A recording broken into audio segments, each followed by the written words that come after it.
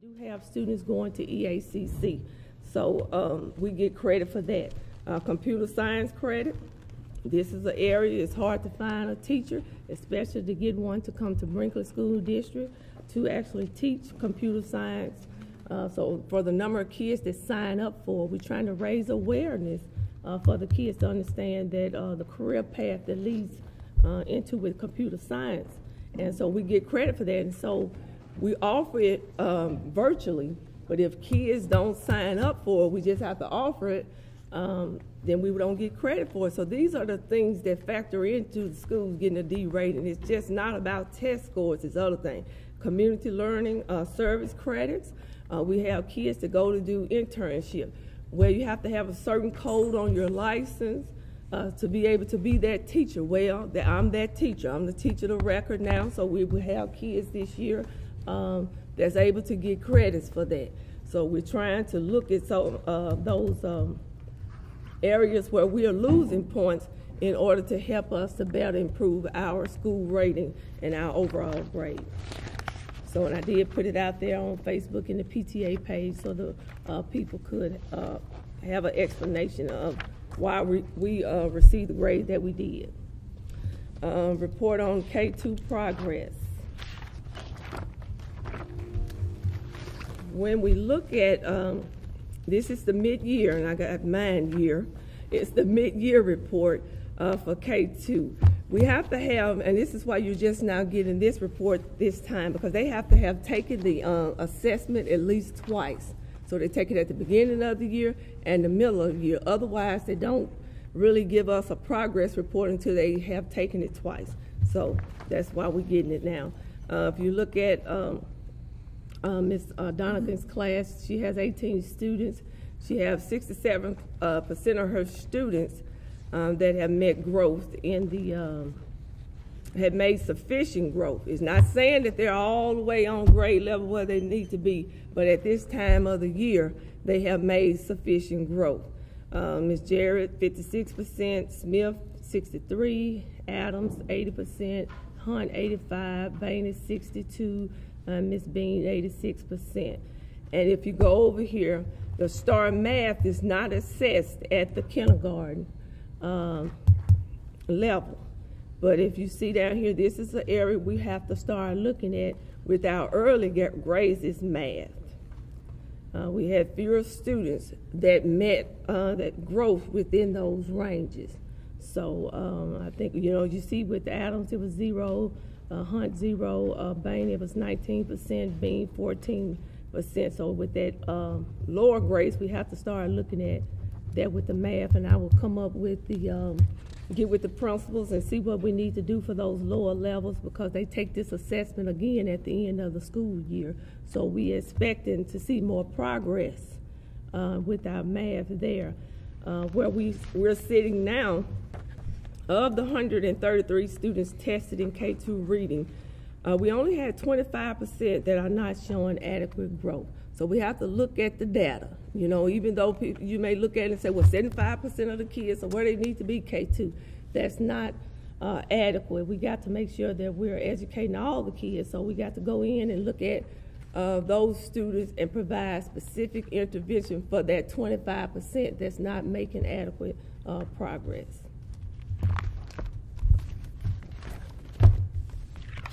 Anybody got any questions on any of that? All right, financial.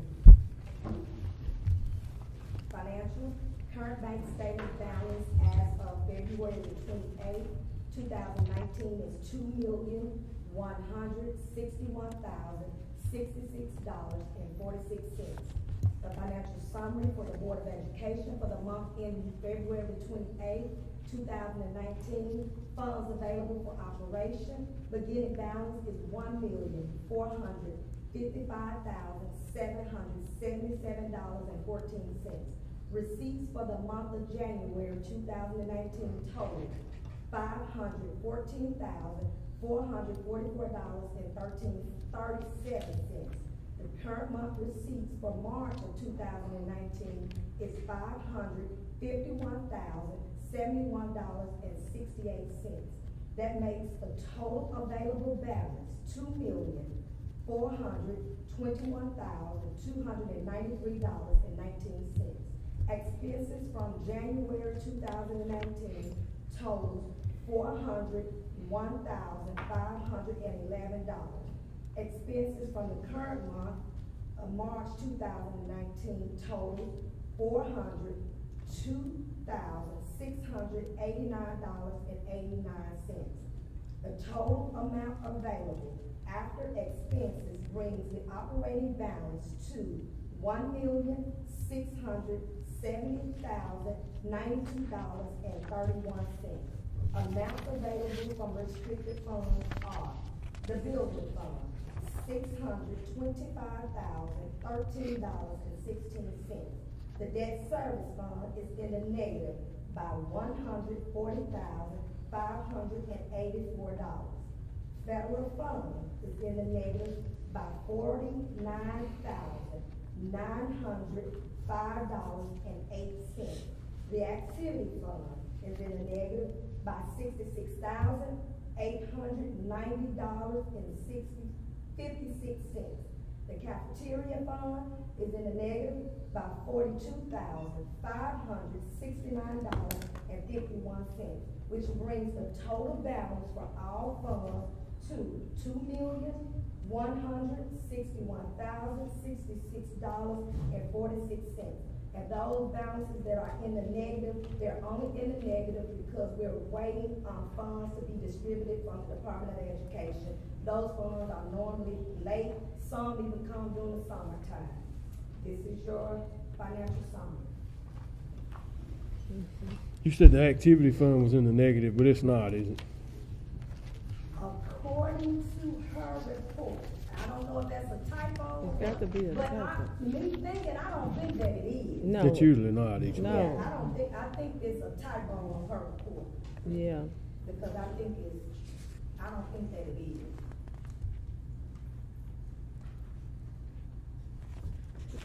I don't know. It's not on the negative line. Yeah, I see. Yes, that's not in the negative. I think she reprinted it. Okay. That's what I was about to say, it's not on. Yeah, she reprinted it. I think she reprinted it. Mm-hmm. What about the capital, the debt It fund should and be in federal the funds are negative. Yes, and like I say, that's because it's like you spend the money and the ADEC, how you spend the money, and then they reimburse the checks later on. It's always you spend first, we pay later. So. All right, other than, we need to just correct that, just make sure it shows that, but other than that, if there's no other corrections, we'll entertain a motion to accept the financials as read. So moved. Second. Director Harvey? Yes. Sean? Yes. Manford? Yes. Williams? Yes. Shelley? Yes. All right, action items. Okay. You wanna, I guess she left, didn't she? I guess that's, what's her name left? Okay. Consider the vote on the 2019 through 2020 school calendar.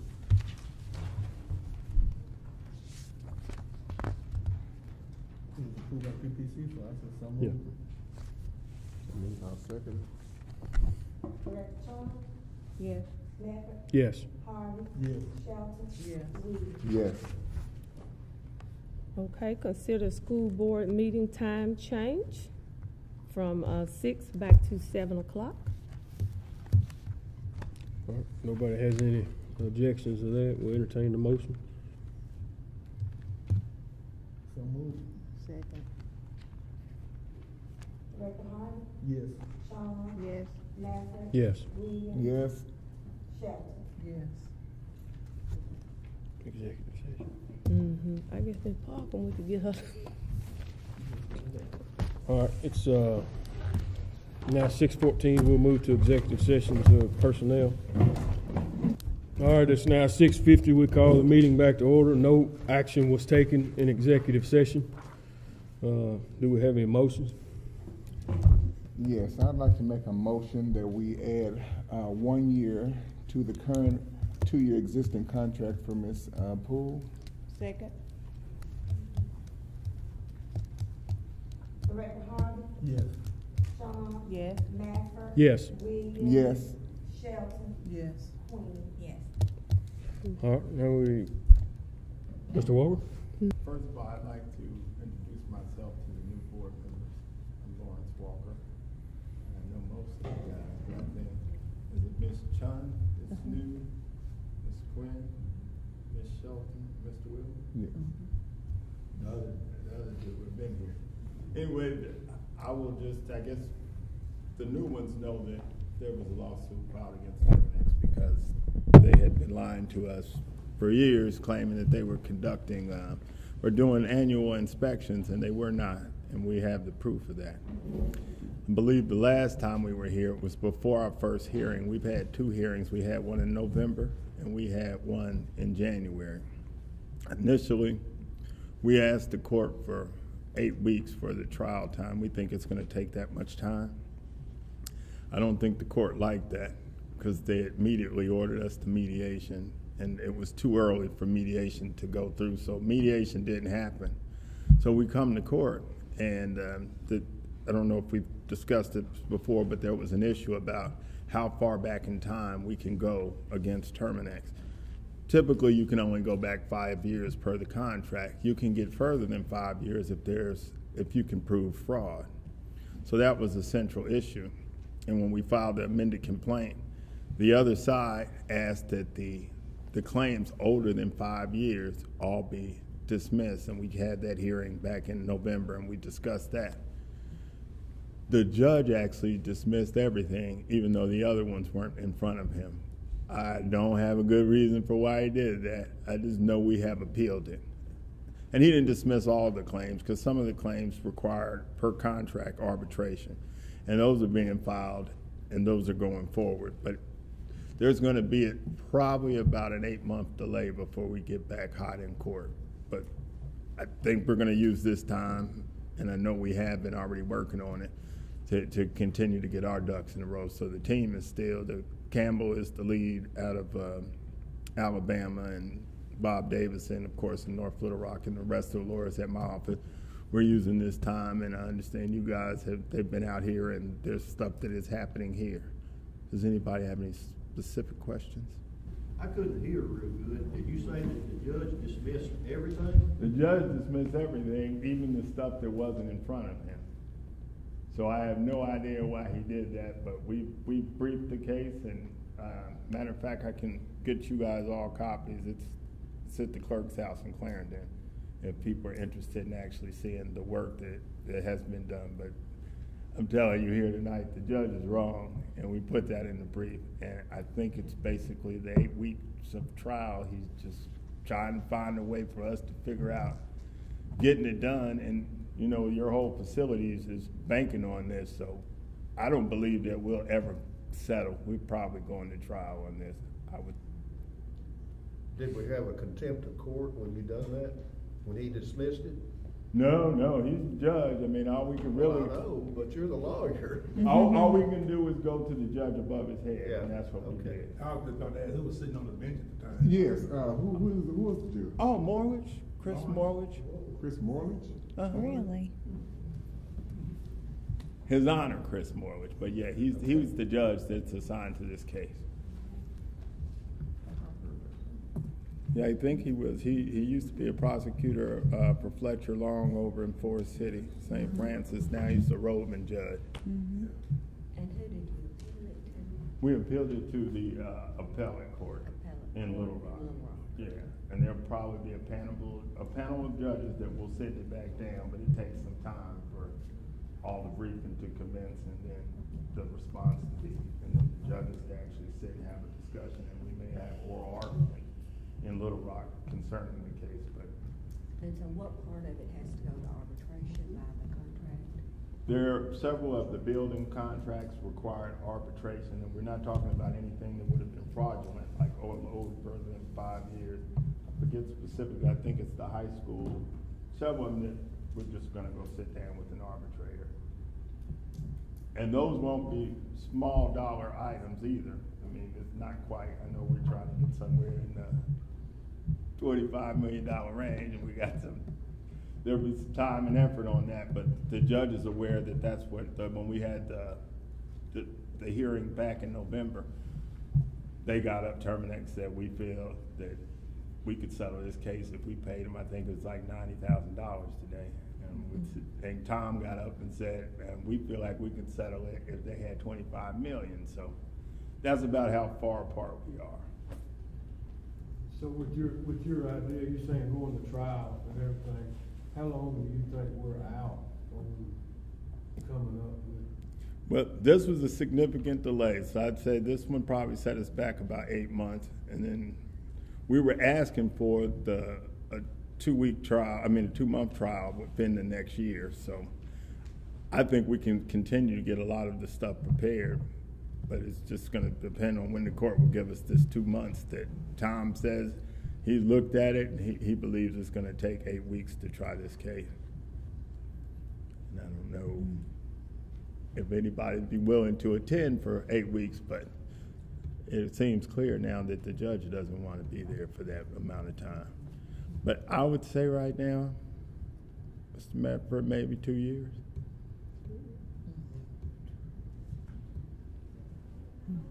They basically added a year to close to a year this whole time of briefing.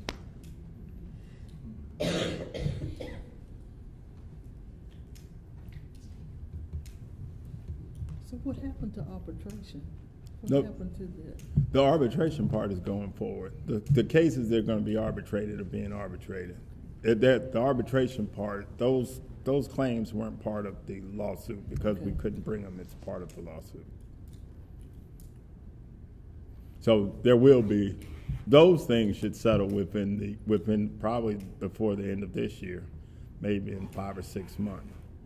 But the bulk of what we're looking for is in the lawsuit.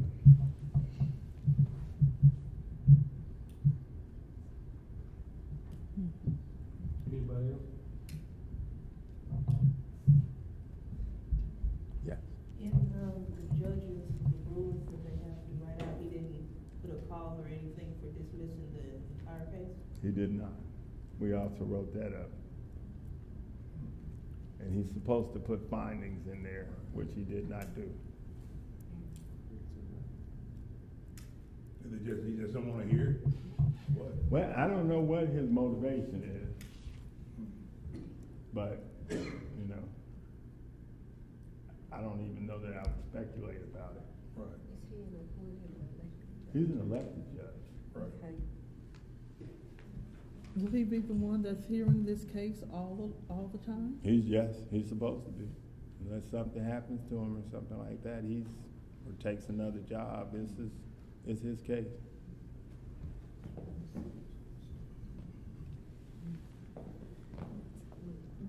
So what you're saying, he gave them more relief than they asked for. That's exactly what, and the law doesn't allow that. And we had the case law is clear, we put it in front of him, we went down there at the end of January, it basically forced a hearing on him, and he took us in the room, and Tom was still he was still in Alabama, but he came on telephonically, and we had like a 40-minute hearing over the phone. The lawyers from Chicago were also there telephonically, and he signed the order of dismissal. So we're upset that it's lengthening it, but we're not real concerned about any of the our legal basis for getting him overturned. It just draws it out.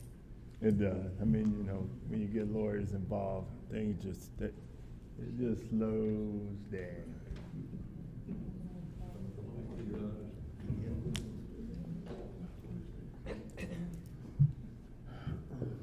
So do you feel like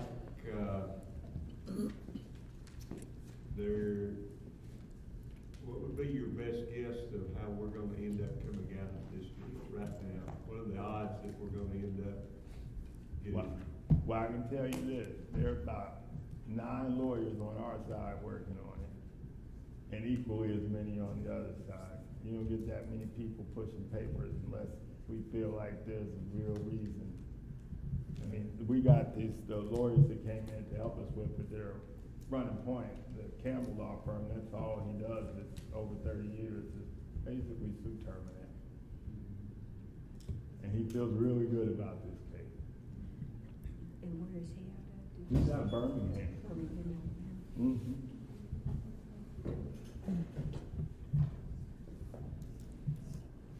I mean, you go to his website, he's a termite lawyer. That's what he does. He's listed.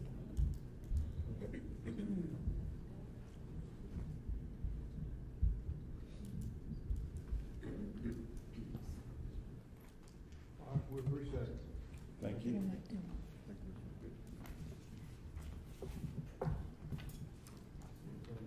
Ryan, could I ask a question?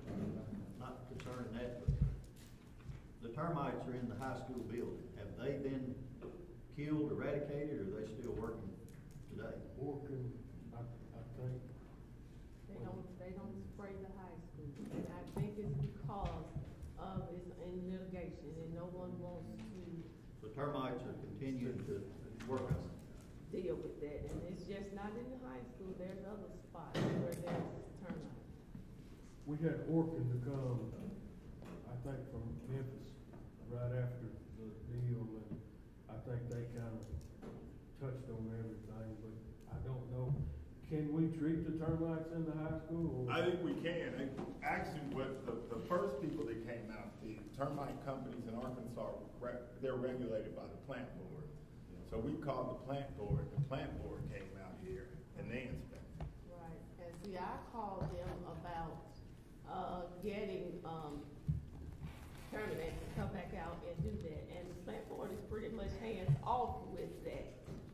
Yeah, there's a problem with the plant board too, because the plant board regulates Orkin and TERMINIX, and they wine and dine these people. So basically, when the plant board came out here, they did find the termite damage, but then they said, well, it can be fixed for not much money, which just what they said. I don't know if you remember the report, but they claimed that there was some 2x4s that were affected, had to be, and then it would have to be treated. And really, they should have been all up in arms that these folks had been lying to them, but there was no outrage there. But I think you can treat them. I don't know. I guess there's a clear understanding that the buildings, for multiple reasons, not just the termite damage, just for depreciation over years, all the buildings are like worthless. Can you check on that for us and make sure that we can treat the termites? Yes. So you're ready to get them treated? Well, if we can, we don't want to be prolonging anything, but. No, I think I'll check and I'll give you a call back. I'll let you know something, but I think you certainly can. We've documented, we've got video, we've got all that. Right, because when I spoke with that was the earlier part of the year, when I spoke with the plant board, they were not wanting to do anything because it had gone to litigation. Yeah. Well, we've got their report, and I don't think we need them now. I mean, we already caught them with their head in the cookie jar of TERMINIX, so to speak. So I think we can proceed and get it cleaned up. Is it Orkin you're going to go with? Well, that's who's currently treating the other buildings in there now. Yeah. Really? I mean, because I thought they're treating part of the facility that was already bad, or other? No, they're just treating the other facilities where there's kids. Okay. Because I remember I thought we found termites basically all over this place. We did. The superintendent's house. It was. Yeah. So none of that has been, they haven't eradicated any of those termites. No, they go spray. All right. Yeah, I'll get you an answer on that tomorrow. I believe the answer is you can go in and kill all those things and get them away.